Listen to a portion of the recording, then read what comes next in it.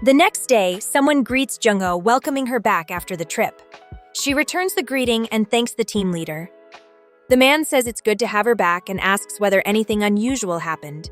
The editor replies that nothing did and explains that, thanks to everyone's hard work, they finished everything they needed to do without problems. The weather was good as well, and the actors' performances were solid. Hearing this, the leader admits he has high expectations for the final version and wishes her good work. Eunbi also witnesses the interaction. At another moment, that same woman calls Jung-oh and asks if she already knew.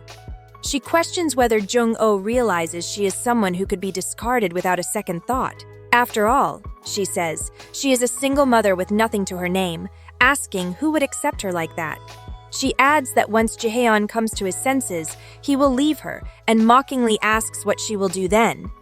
She claims she says all this because she is genuinely worried, but the editor calmly asks whether that is truly concern for her, or perhaps it is because in reality, she is the one who could be discarded.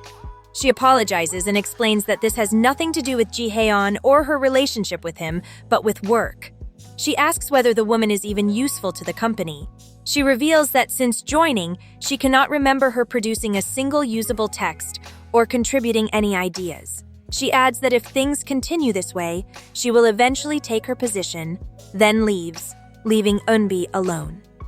As she walks away, she reflects that she spoke sincerely.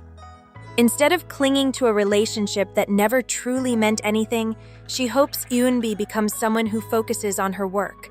Besides, when people make life difficult, work is what helps you endure. Back in her workspace, Ki-hun greets her warmly, saying they missed her. The editor laughs and asks how he has been. The young man replies that he has been well and asks what the air in Australia is like. He mentions he heard she used to live there and wonders whether she remembers her old days in that place. He also comments that he heard the director went with her. Jung-oh begins to explain, but before she can reveal anything, someone calls her. It is the director asking her to bring the overseas business trip report today. This startles both employees. Jung-oh reflects that he has always been like that. She recalls the previous day and thinks it was very pleasant. She lingers in that moment until she realizes what she has to do. She thinks that now that she considers it carefully, she has been so busy that she forgot to consult a lawyer. She wonders if she should look into it now.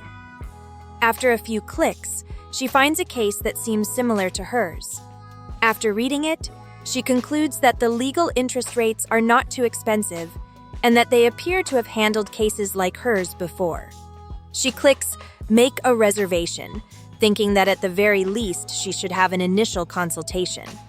Later, Jung-oh enters the director's office and states that she has brought the overseas business trip reports.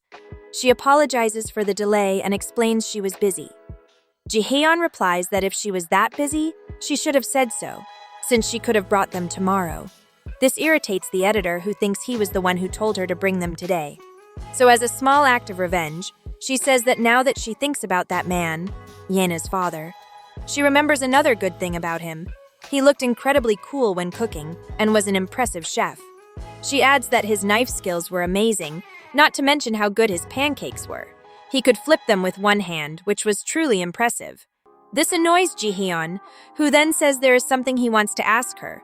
Jung-oh replies that it's fine and he can ask. The director then asks what they are.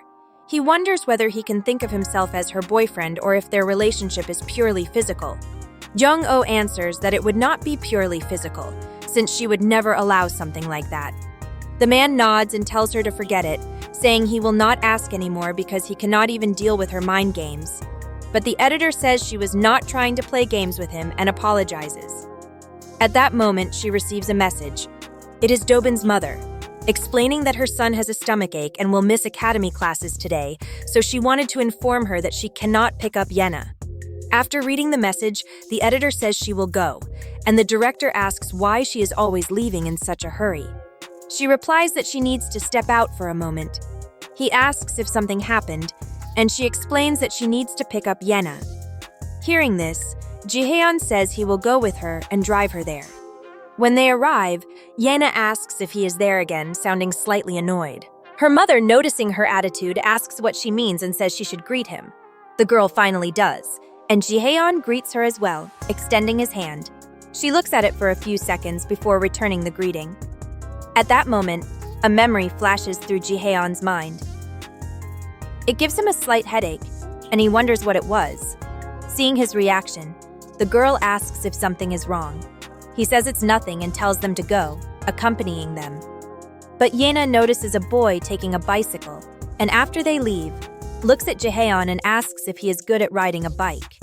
He says yes and asks if she wants him to teach her, explaining that he used to ride bicycles in the past.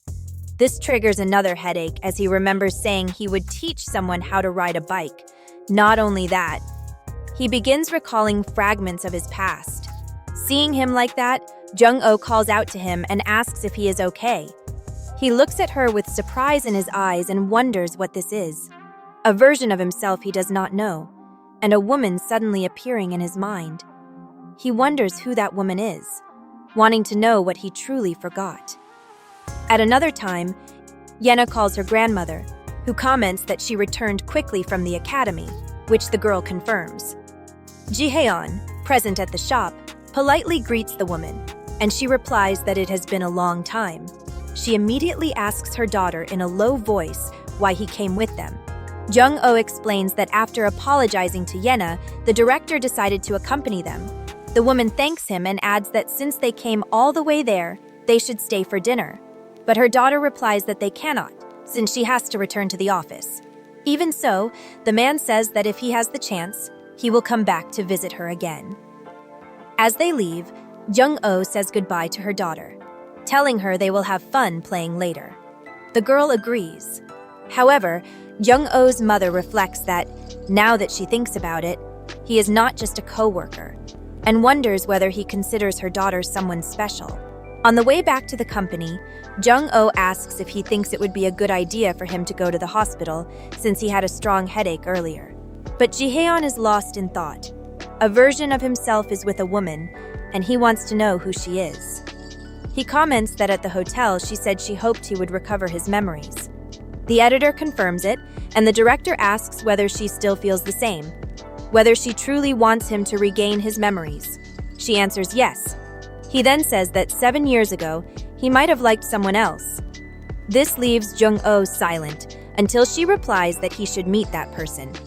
The man says that for him, the present matters most, but Jung-oh insists he should meet her, saying she may have been waiting for him all this time. Still, he replies that this person has never contacted him even once. The editor suggests that perhaps she could not, since people drift apart for many reasons, more than he realizes. She gives the example that maybe someone in his family deliberately prevented it. That is why she asks him to meet her and try to remember. He should explain the situation, ask how she has been, and if he forgot something, he should apologize, because she is certain that person has been waiting for him in the same place where he left her. She then asks if it would be okay to do that. Jihaeon asks whether she would be fine if he met that person and then could not come back to her. The woman laughs softly. The director asks her not to laugh and to answer honestly whether she would truly be okay with that. Jung-oh replies that whoever that person is, they have probably already lost. She then silently urges him to hurry and remember everything. They will talk afterward, since she is very curious about his life 7 years ago. That night, at his parents' house, Jihaeon searches for something until his mother arrives, greeting him and asking why he is in that room. He says he is looking for something. Then he asks whether she knows where the phone he was using at the time of the accident 7 years ago is now. She replies that she threw it away years ago because it was completely destroyed. He asks what happened to the data, since there must have been things he could not save. She answers that she transferred everything to his new phone. This makes him remember Jung-oh's words that perhaps someone in his family prevented that woman from contacting him. He asks his mother another question. He recalls that after finishing military service, he traveled to Australia and wants to know why there are no photos from that time. He also asks whether she is hiding something from him. His mother asks what she could possibly be hiding and says it hurts her to hear that. The young man remains silent. He remembers his mother's obsession that had persisted since his childhood. It seemed to disappear while he lived pretending to be a good son. Or at least, that is what he believed.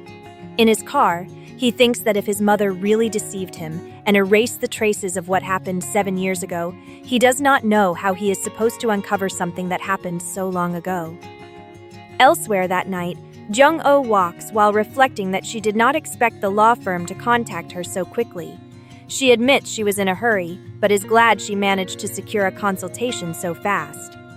At that moment, someone calls her. She looks up and greets the detective.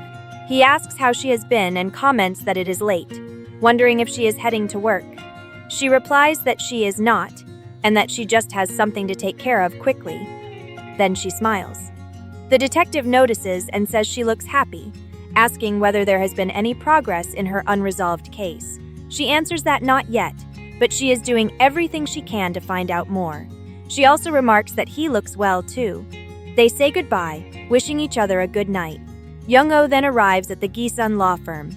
She speaks with the receptionist and says she has a scheduled consultation. The woman checks and asks her to wait a moment, saying the lawyer will see her shortly. The secretary reflects that it is already 9 at night and they are still holding private consultations, thinking they must be very busy, especially being such a large firm. ありがとう。ありがとうみんな。ありがとう。ありがとう。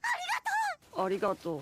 ありがとう。ありがとう。ありがとうね。